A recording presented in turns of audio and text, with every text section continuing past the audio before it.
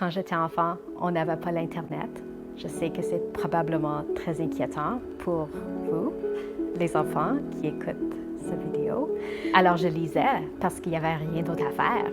L'été, je lisais comme au moins un livre par jour, des fois deux. Et c'était surtout la science-fiction qui m'intéressait.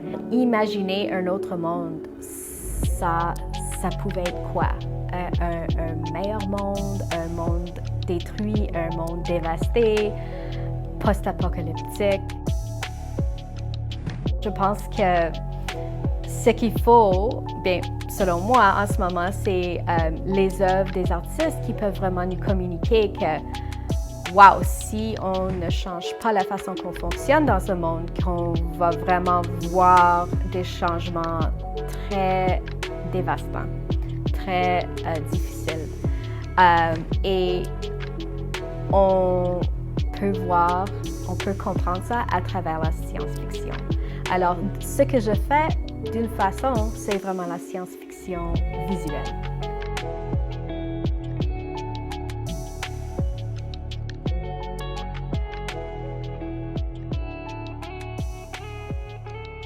J'ai toujours été un peu intriguée par le conte du canoë volant. Dans le conte, il y a des bûcherons qui travaillent dans la forêt. Puis ça se passe dans les anciens temps. Ils veulent aller voir leur blonde pour le jour de l'an. Ils appellent le diable et le diable leur donne un canoë volant. Et il y a toutes sortes de choses qui arrivent et ils prennent le canoë volant, ils vont voir leur blonde, puis ils reviennent à leur camp.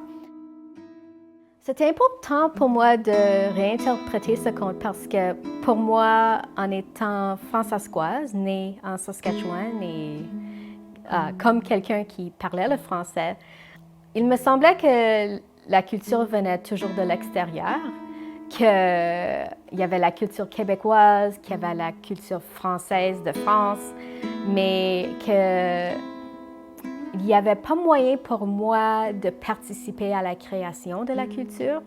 C'était intéressant pour moi de dire, OK, voici un conte que je pouvais prendre et réinventer avec les choses qui m'intéressent maintenant.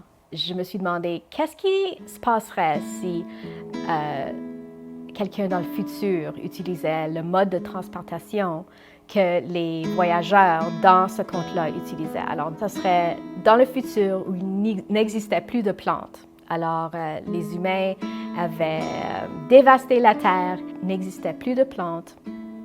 Et des femmes voyageuses découvraient cette façon de voyager, interpellaient le diable et lui demandaient un canoë volant pour revenir dans le passé, collectionner des plantes et retourner chez eux avec des plantes, des échantillons de plantes vivantes pour pouvoir avoir des plantes dans leur monde. J'ai cueilli des plantes dans le ravin de la rivière à Edmonton et j'ai réanimé les plantes. Alors j'ai pris des bouts de branches et tout ça, je les ai amenées à la chaleur et elles ont commencé à pousser des feuilles. Et j'ai créé des gros canoës illuminés en plastique. Et moi, avec 6 autres femmes, on a porté les canoës illuminés pleins de plantes vivantes à travers le ravin.